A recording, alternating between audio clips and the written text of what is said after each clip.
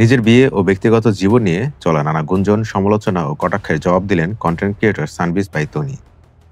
নিজের verified Facebook আইডিতে মঙ্গলবার এক দীর্ঘ স্ট্যাটাসে তিনি জানান, জীবনের সিদ্ধান্ত তিনি নিজেই নেন, কারো কথাই নয়। স্ট্যাটাসে সানভি লেখেন, আমার ব্যক্তিগত জীবন নিয়ে কৈফিয়ত আগেও কখনো দেইনি, এখনো দিব না। জীবনের পর্যায়ে পর্যায়ে যখন যেটা নিজের কাছে ভালো মনে হয়েছে সেটাই করেছি এবং ভবিষ্যতেও করব। সেটা ভুল হলে ভুল, ঠিক হলে ঠিক, পুরোটাই আমি ভোগ করব।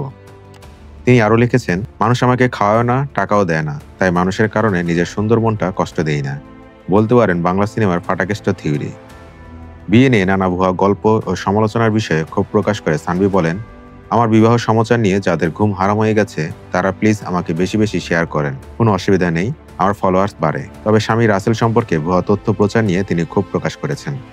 কিছু পেজ তার ফুবুকে এক্স ওয়াইফ বানিয়ে ফেলেছে, তার বন্ধুদের বাচ্চাদের আমাদের বাচ্চা বানিয়ে দিয়েছে, বিষয়টা হাস্যকর। নিজেদের সম্পর্কে টাইমলাইনও খোলাখুলি জানিয়ে সানভি লিখেছেন, এবছর এপ্রিলে 14 তারিখ আমাদের প্রথম হাই হ্যালো হয়, জুনের 21 তারিখ প্রথম দেখা, আর আগস্টের 12 তারিখ বিয়ে। এখন আপনারা ডেট ধরে ধরে অ্যানিভার্সারি উইশ করবেন, গিফট পাঠাবেন, আই ডোন্ট মাইন্ড। স্ট্যাটাসের শেষ দিকে তিনি আরও বলেন, আমাকে ভালো না লাগলে দেখবেন না, আনফলো করুন বা ব্লক করুন, আর ভালো লাগলে বেশি বেশি শেয়ার করুন, সাপোর্ট করলে সাপোর্ট পাবেন। এছাড়া সানভি স্পষ্ট করে জানিয়েছেন, সানবিজ বাই তনি ফরএভার, তনি তনি এই 3টি পেজ আসল এবং ভেরিফাইড, বাকি সব ID fake. My life my choice my decision, এই 3 শব্দেই যেন নিজের অবস্থান স্পষ্ট করলেন সানভি। সমালোচনার জবাবে আবারও দেখালেন আত্মবিশ্বাস ও হাস্যরসের মিশ্রণ।